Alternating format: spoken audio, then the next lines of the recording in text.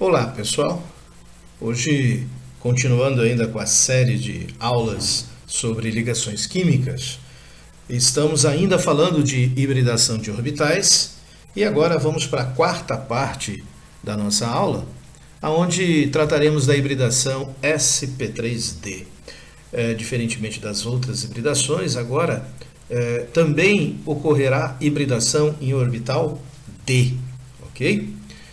Para isso, vamos usar como exemplo o elemento químico fósforo. Olha só, ele tem 15 elétrons e a sua distribuição eletrônica termina em 3p3, né?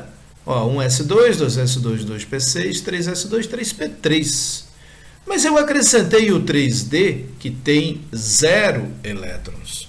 Por que eu acrescentei? Porque ele existe. O orbital D existe, não tem elétrons lá, mas ele existe, porque terceira camada tem o orbital D. Ou seja, existe uma região, né, em subnível D que é possível receber elétrons, ok? O fósforo não tem elétrons lá, mas se fizermos a distribuição só dessa última camada, que é a terceira, olha como é que ficaria, né? E aí eu misturo os orbitais. Observe, peguei um orbital D, misturei com o orbital S, com os 3 orbitais P, e redistribuí os 5 elétrons do elemento químico fósforo. Portanto, passei a ter agora 5 orbitais com elétrons desemparelhados. Ou seja, possível de fazer ligação sigma, tá? Aqui no canto direito, eu estou mostrando os 4 orbitais D que permanecem vazios, né? E são Ds que não hibridaram. Então, a hibridação, a mistura de orbitais, portanto, ocorreu entre um orbital S, 3 orbitais P e um orbital D.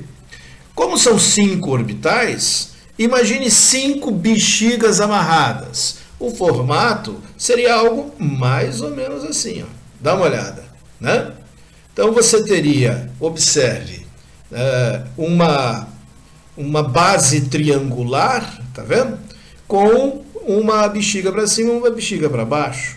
O desenho seria como se fosse, ó, uma pirâmide para cima, uma pirâmide para baixo. Você consegue ver isso? Não? Então vamos tirar daqui, ó, para poder separar os dois, tá?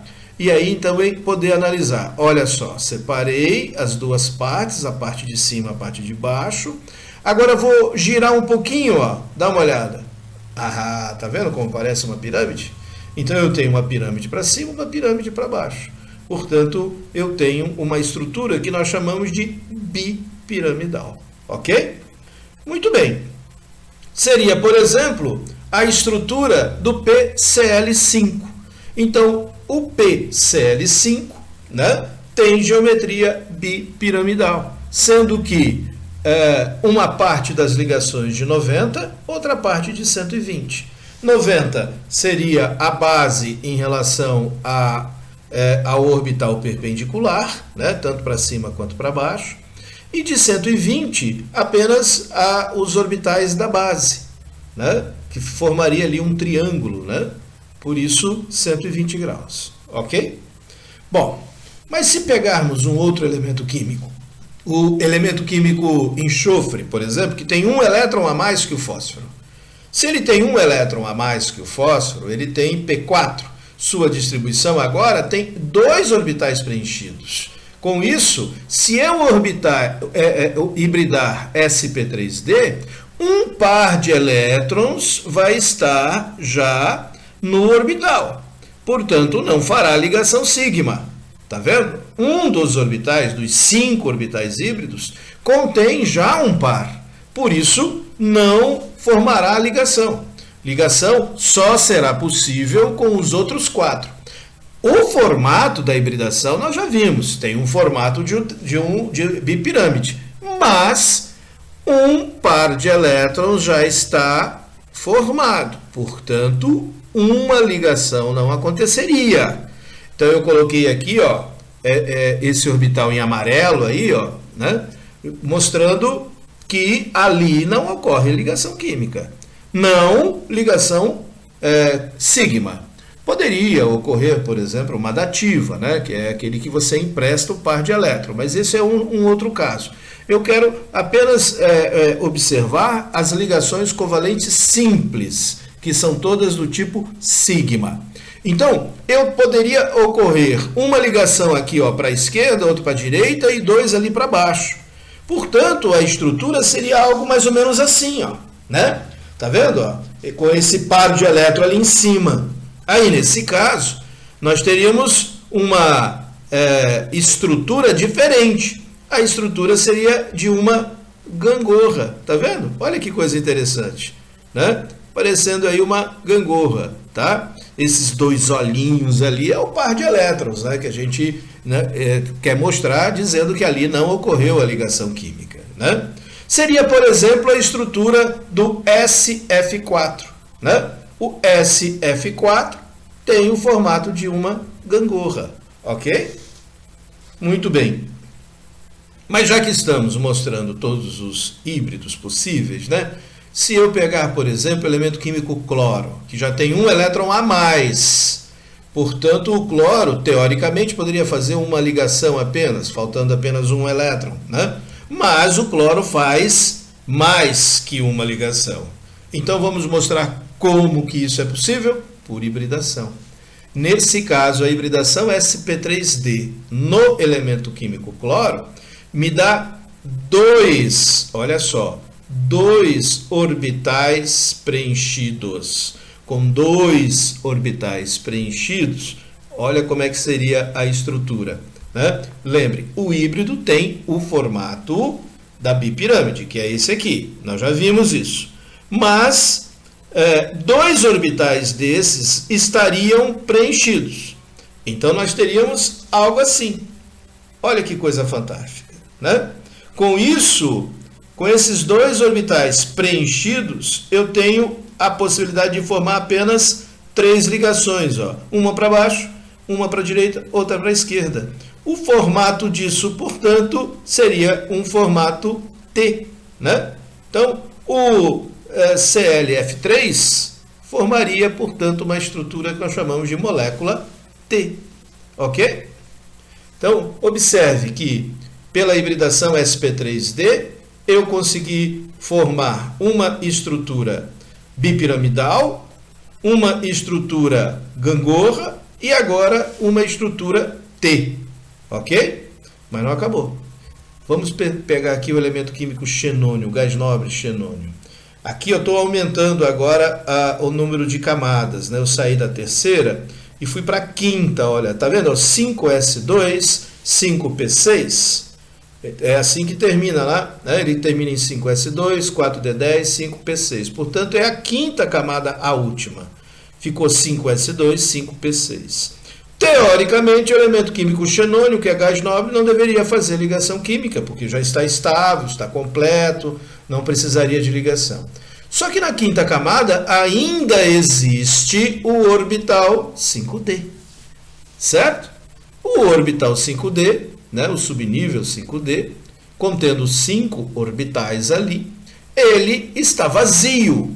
Portanto, eu poderia fazer uma ligação, uma distribuição, a distribuição dele está completa, aí faço uma hibridação sp3d, que a gente já viu, tem o formato esse aqui, da bipirâmide, mas 3 desses orbitais estão completos.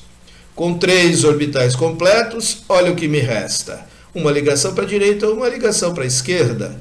Portanto, eu teria aqui a estrutura absolutamente linear do XeF2, né? O difluoreto de xenônio. Molécula linear.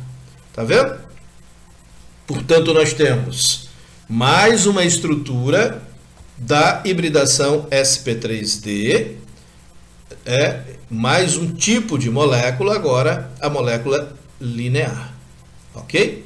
Portanto, se fizermos aqui um resumo de tudo, eu posso ter a estrutura essa para a hibridação sp3, né? sp3d, ok? A estrutura é essa, da hibridação, ok? Se eu formar ligações em todas elas, eu vou ter isso daqui, certo?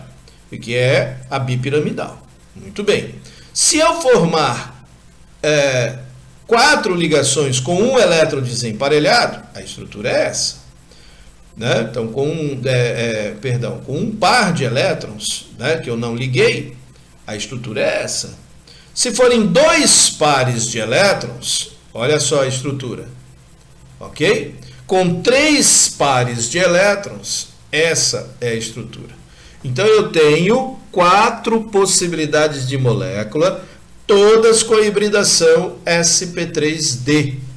A molécula pode ser, né, de geometria bipiramidal, a molécula pode ter geometria gangorra, a molécula pode ter geometria T, a molécula pode ter geometria linear, ok?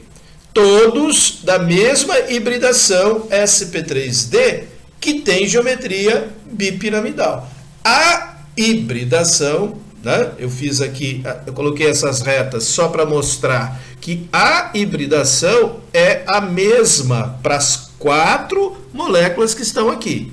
Mas como ela não forma ligação covalente simples em todos os orbitais, porque tem par de elétrons livres que não se ligaram, então a molécula não terá a geometria do híbrido, ok?